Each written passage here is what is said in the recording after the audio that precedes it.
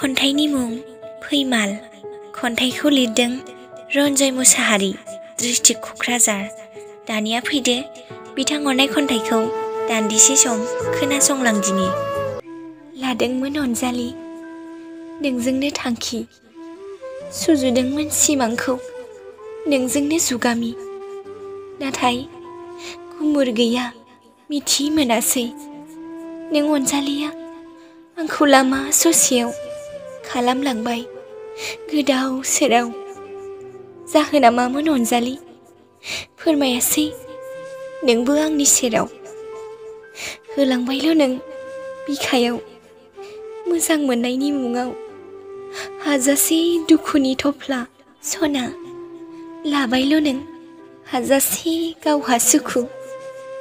खोमसि नखराङाव होफैदोंमोन सोरां, दान्दिसे समनि आइराखि जानानै।